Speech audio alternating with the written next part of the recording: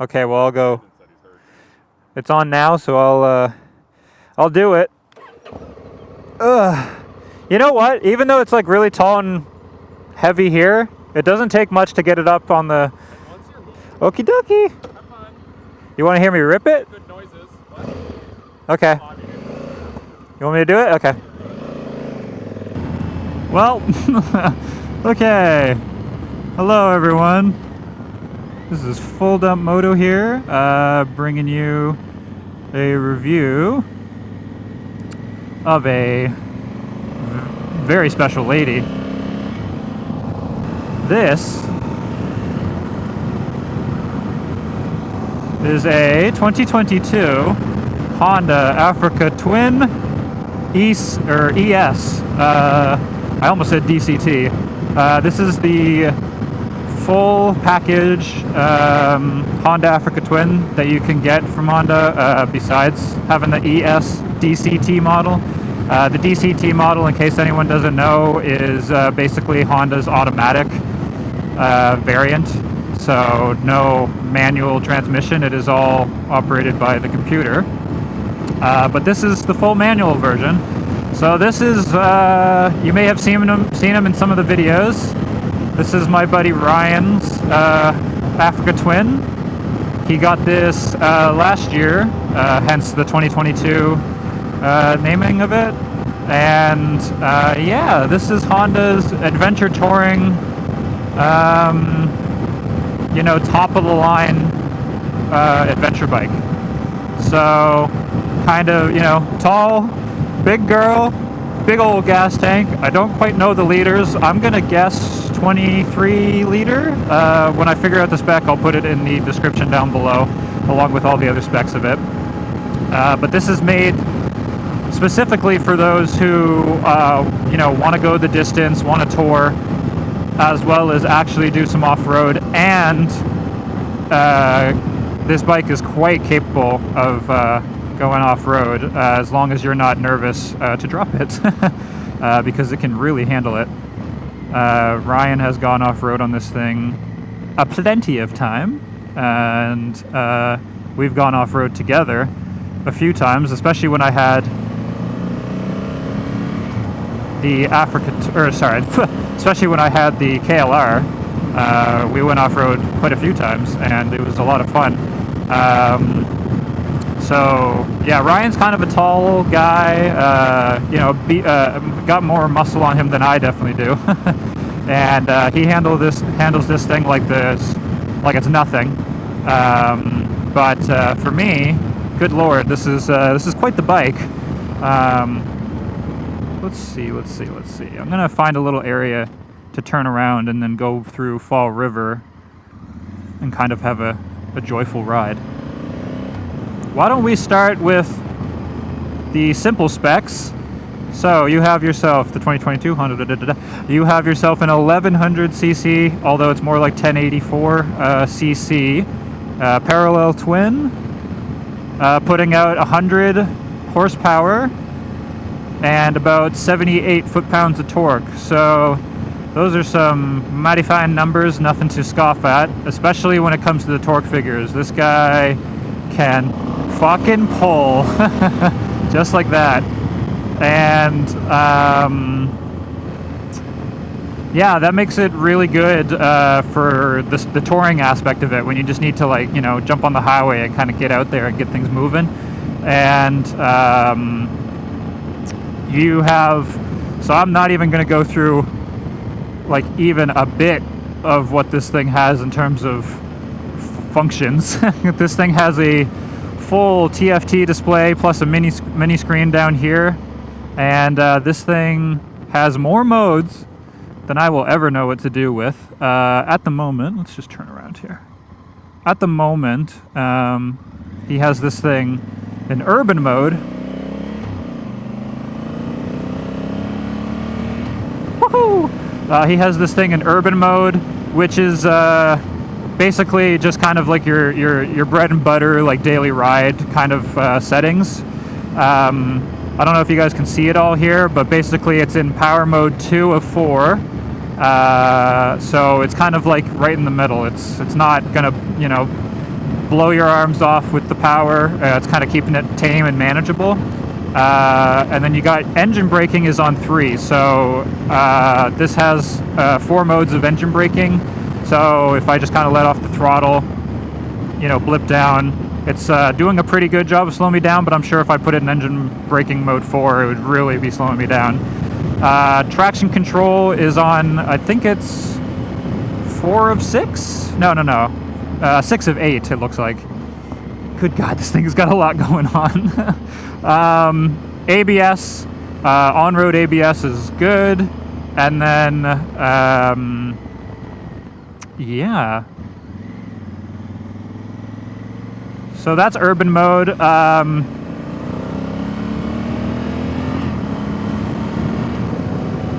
Woohoo! God damn, this thing is fun. And then you can see right here just this frickin' cluster of buttons here. Like, I don't even know what any of this is meaning other than the arrows up and down and left and right. Enter, go back. Yeah, go back, a menu. Maybe I'll play with that at some point when we pull over on the side of the road when I jump off and show you guys this thing. But I think this guy right here, the star, might be your user settings, like your own custom modes. This thing has 2 custom modes, and you can go through a litany of shit to kind of make it your own.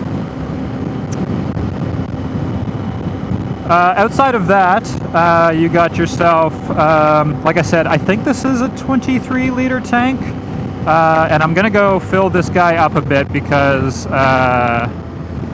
she needs a drink. She needs some gas. So I'm gonna go find the gas station. I'm gonna go fill this thing up.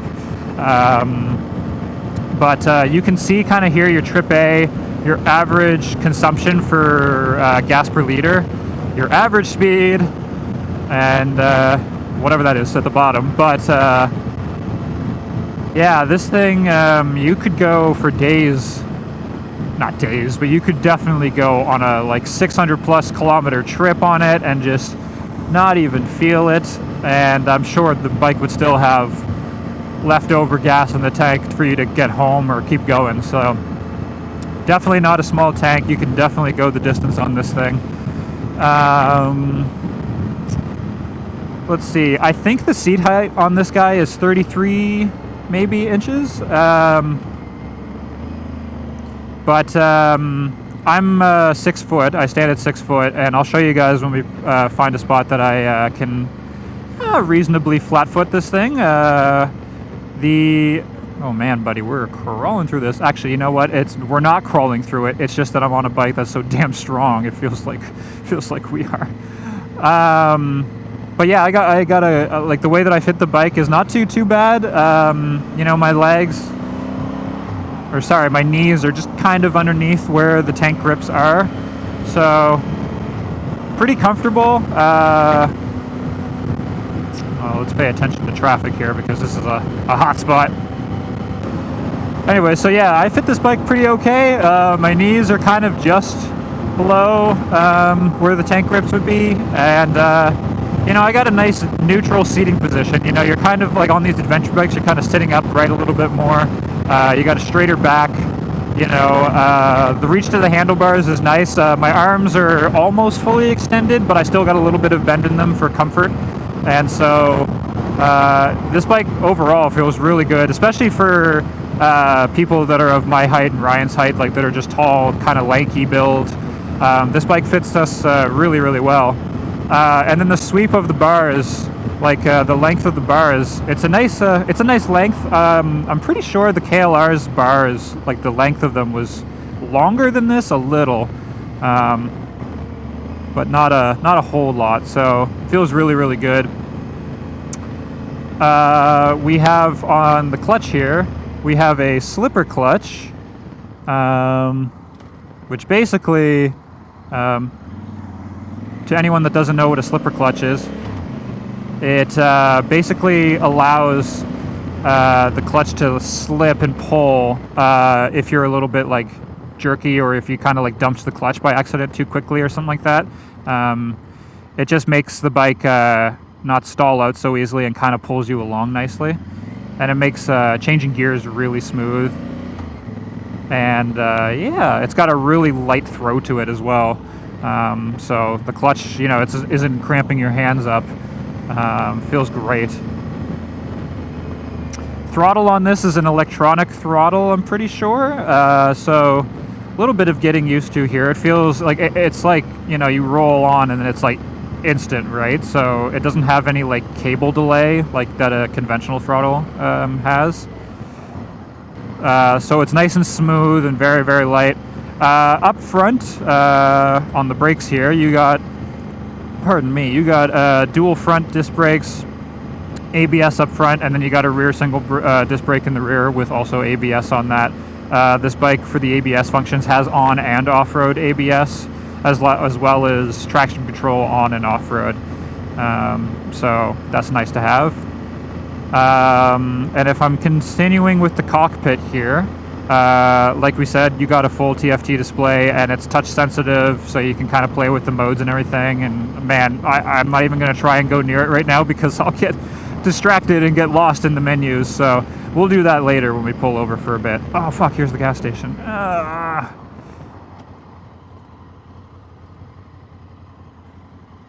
Whew.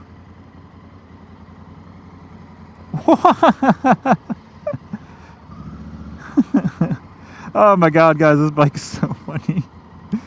It's just so big, I'm not used to it at all. Okay. What does he put in this? He puts in Supreme, I'm pretty sure.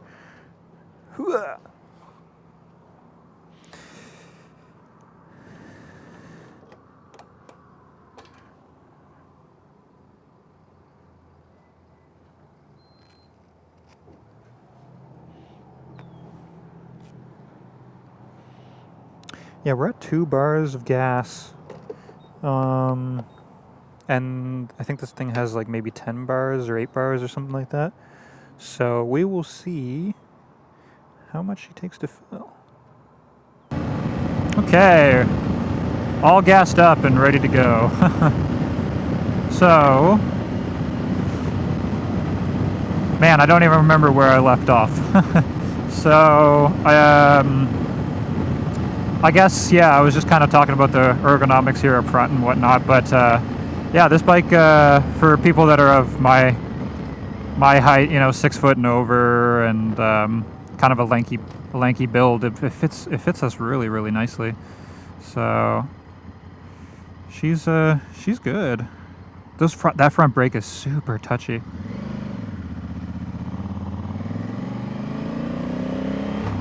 Super strong, I should say. It does not take a lot to kind of make the front dive, I will say. Speaking of the front, with the brakes and whatnot, you have yourself an upside down set of forks, and since this is the ES model and the top of the line of literally everything, you also have electronic suspension on this bike. So you can kind of see them in there. I don't know if you can, but fully electronic suspension that is constantly adjusting due to the road conditions and the user mode that you're in and what you're doing to it and all that.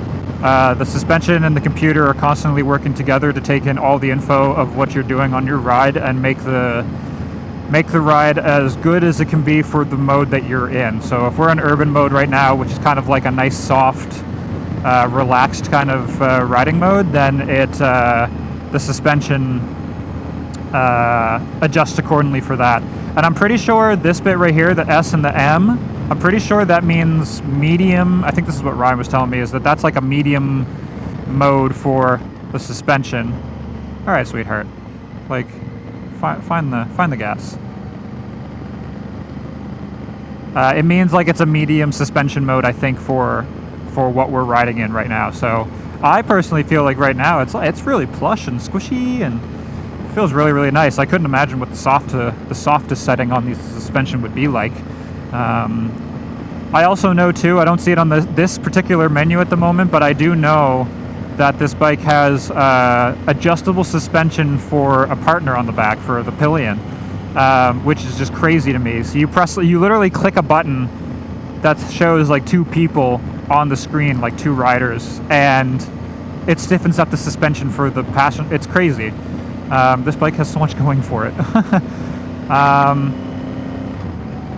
Now, the standard Africa Twin, I'm pretty sure it doesn't have electronic suspension, and I don't think it has the TFT, or it has the TFT screen, but I don't think it has a touch display. It doesn't. It has a slightly smaller tank on it. The seat height might be a little smaller. I'm not quite sure of that. And I don't know.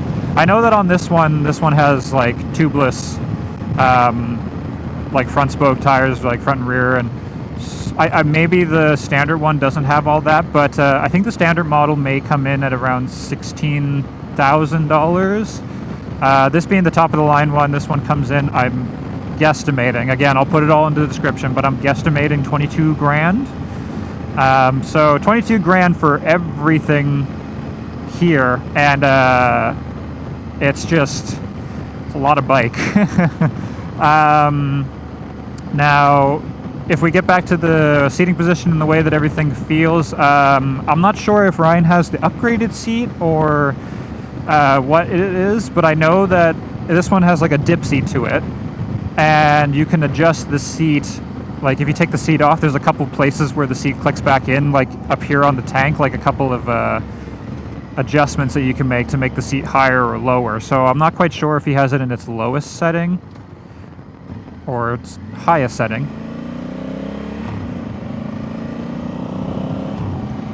But this thing is awesome. And then if we go down to the foot pegs, I don't know if you can kind of see it, but this one has the double, how do I even explain it? Like the double compound foot pegs, I would say. They have, they're gritty, they got grip on them and teeth for when you're kind of standing up like this and when you're going off road, so you can kind of grip into them, but they also have a standard rubber soft top for when you're just kind of cruising around like this. So it's very, very cushiony. I don't feel any buzz in the bars or in the pegs. I feel like if we get up, like at the moment, we're at 5,000 RPM there, and I could ever so slightly start to feel a little bit of a buzz, but I mean, that's nothing. This engine isn't a super high revving engine. I mean, it says that it redlines there at about eight grand. So 8K is kind of where it starts to redline at. But this bike is all low end to mid range torque. So I'm sure the torque curve on this thing is just like strong off the beaten path, and then kind of tapers out towards the end. Which makes it really nice for when you're kind of jumping on the highway and you just need to get up to the speed and then kind of just chill from there. Speaking of all of the gearing, you have yourself a 6-speed manual transmission gearbox. I will not be getting into that kind of gear unless I take the highway back, which I may, just to see what it's like. And then one last thing up front. I know I'm kind of jumping all over the place here, but this windscreen is fully adjustable. I don't remember quite how to adjust it, but I'm not going to fuck with it right now. But I think it maybe is just one of these guys. They just like unscrew and then you just pop it up and then that's it. So yeah, you got a kind of like a mini touring windscreen here that's perfect for kind of going the distance, and that's really good at wind deflection and rain deflection when it's a windy day. Speaking of that kind of protection, this bike flares out drastically from the tank, and from what Ryan has told me, thank you. From what Ryan has told me, this bike is unbelievably good in wet weather. So on he's ridden through some bad shit with this bike, and he said as long as you keep moving, kind of like the review of the V-Strom 650, as long as you keep moving, you're not really going to get wet. There's so much protection in front of you and so much flare and fairing protection that you could kind of go through hell and make it out dry. This bike comes in weighing 400, good lord, I wish. This bike comes in weighing 530 pounds with the full tank. And he has his kind of tore it out a little bit. So he's got the full crash bar protection up front that wraps around the front, as well as pannier racks in the rear and some saddles on it. So I'm sure the weight of this bike is maybe increased by another 20 pounds or so. So definitely not a light bike, especially when you come to a stop and maybe like don't have the correct footing and kind of like and almost start tipping.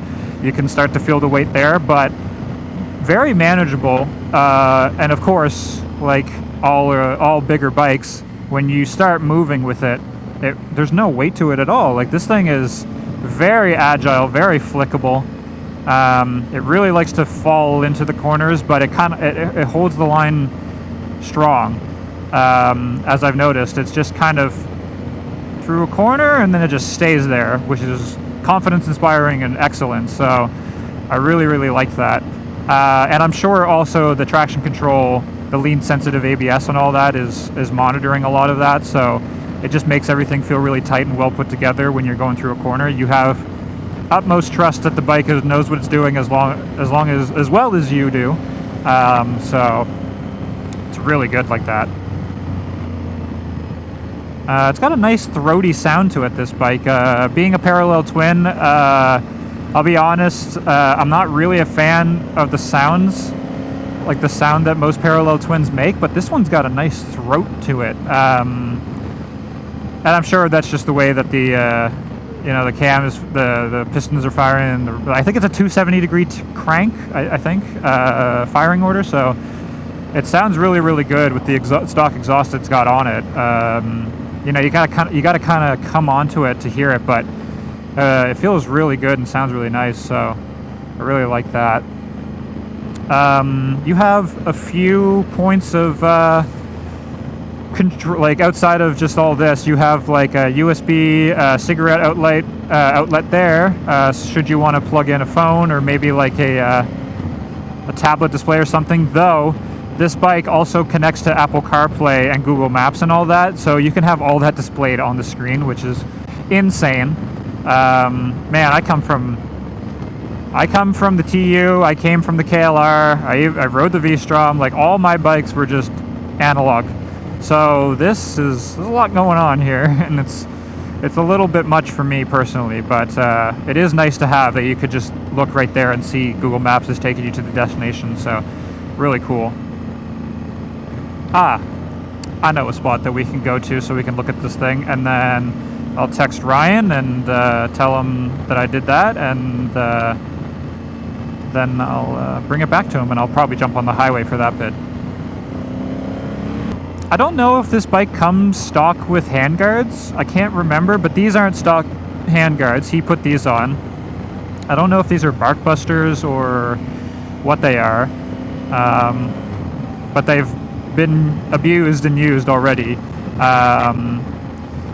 You know what? If we can say anything to the durability of if we can say anything to the durability of this bike overall, he has yet to tell, he has yet to say in a video that I've made with him what has happened. But last year, he high-sided this bike, which is wild. And basically, he said it to me, and he said it to all my friends and people that he tells. He always says, yeah, it's all my fault, because what he did was he went through like a set of lights, took a left, and like scraped peg on this thing basically, which, first of all, it's an adventure bike. I mean, getting to the peg on this thing on the side of the tire is insane. So I think he said he scraped the peg, like he leaned it that far over, and then I think when he snapped it back up, right, to get out of the turn, I think the bike just freaked out, as the suspension would, right, because the suspension was so tight from leaning that far down that any like sudden movement to the opposite way would just snap the suspension and just throw you. And I think that's what happened. He just got tossed because he high-sided it, so he tossed himself off of it. He went over the bars, fell right to his hand, broke his hand, and injured his knee. But the bike, like, apparently he said it rolled. Like it flipped and then it just rolled and came out really unharmed. So he's kind of explained it, but this thing is not a pavement princess in the slightest, and he takes it off-road really hard. You know, uses the bike to its potential, and you know, kudos to him. He's one of the few people that I know in person that can just muscle this thing around and go heavy off-road and use it to its fullest and come out the other side just fine. But yeah, so that's what happened, and the bike really, besides cosmetic, you know, it nothing happened to it. Like, he's got like this, he's got the handguard, like, metal over here, like, all banged up, and he's got, like, you know, a bit of the crash bar protection scuffed up and stuff, but this thing, like, handled it like it was nothing. So if that's any indicator of just how damn strong this motorcycle is, guys, and you're in the neighborhood for one and you're thinking about it, I think this is a good investment if you can afford it. I mean, again, if I was to get a Africa Twin, I'd be getting the base model and just kind of going from there. Like, I don't need like all the top of the line everything. Another thing to be said about a motorcycle that is top of the line with everything and so full of electronics that me and Ryan have kind of talked about and we have agreed on, especially with our friends, is that if you are to really damage anything on this motorcycle, you know, it's not cheap to fix. You know, he went through a warranty repair for the screen alone on this bike, because he had the 1-year factory warranty, and for some reason his screen bugged out and the touch sensitivity wasn't working properly, and so the screen was like freaking out, and it actually started to change the riding modes on him, which was disconcerting. And anyways, he had that changed, like a new screen put in, so this is all new, but I don't know if it was from the fall, like jostling something or what happened, but he had it changed, and then that was all well and good. Like, it was through it was, oh god, buddy, jeez, you know, that was all through warranty. But if he didn't have the warranty, this screen alone, guys, cost $4,000. Like, whoo, that's an expensive fucking screen. So, all right, bud, like, figure her out. I mean, I'm only pulling up over here, so I don't have any need to, like, fly around this guy, but my god, you're a pain in the ass. Anyways, guys, I'm pulling over here so that I can just, we can show you this thing. And actually, while we're here, I can start playing with the menu. Okay, so what do I do? Enter? No. Okay, we're in gravel mode. So yeah, you can see, I think it's full power, full engine braking, traction control is still 1, 2, 3, 4, 5 out of 7. Okay, so it's 5 out of 7. Off-road ABS, and then softer suspension. Yeah, that makes sense. Urban. This is tour mode, so power 1, engine braking 3, same thing for traction, it's the same. A tighter suspension, which I can feel a little bit of it. On-road ABS.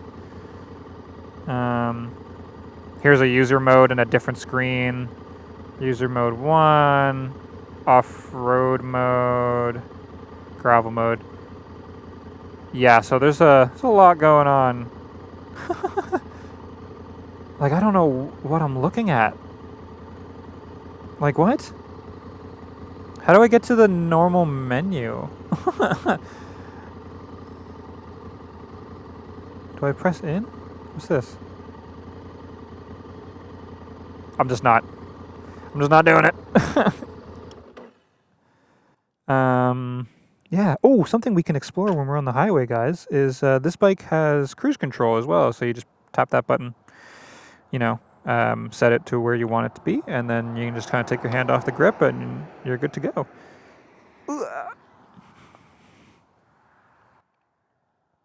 Okay guys, there she is, the 2022 Honda Africa Twin ES model, with full crash guard and everything upgraded package. Got the pannier racks and the saddles. This thing is a beast. It is a beast. So, pardon me, that is her. I don't know what size those discs are. I'm gonna guess maybe 280, 300 or something like that. I am burping like crazy. Yeah, she's awesome. She's a big girl. A lot of fun. I really, really like it. Anyways, guys, I think that's kind of the review for the 2022 Honda Africa Twin ES model. I wasn't about to go take it off-roading and show you that kind of side of it. That's a whole nother landscape, and since this is not my bike, and I don't really feel like trying to pick up a 530-pound bike today, I'm just going to keep it on the road. So, yeah, if you're in the neighborhood for like an all-around, do-everything motorcycle, especially if you're a little bit taller and you're looking for a really good like adventure tour type, then I mean, this is one of the best that you can buy. Kind of along the lines of like, you know, the GS 1200s from BMW, or I guess there's a 1250 now, or like the Tenere 1200, or anything like in that ballpark. Versys 1000, although I feel like the Versys 1000 is the most on-road motorcycle, whereas all these other ones I listed can go off-road and actually don't mind it. So between the GS and this Africa Twin, I think those two are probably the most off-road capable and like ready to take the heat kind of motorcycles. So yeah, there's a load going on with this motorcycle, definitely for someone that's into that. Me personally, I'm not super into it. I like old school analog, you know, dashes and whatnot, and physical old school stuff. So this is a little bit much for me, but I can appreciate what Honda has done for this segment of the market and just how much you can do with this motorcycle. I mean, you really, if you have this, there's no upgrade from it, I personally think. Like, it's got literally everything, all the power you'd ever need, the touring capabilities, the seat height, the comfort, the modes, the mileage, like, it's all there. It's the complete package from Honda. So yeah guys, 2022 Honda Africa Twin ES. So again, this was Full Dump Moto. Enrique here, just bringing you this review. See you guys in the next review. I will see what I can get my hands on. Which friends do I have to ask around to? So anyways guys, that's going to be it for today's video. Keep the two wheels down, stay safe out there, ride together. Have a good one guys. Bye bye.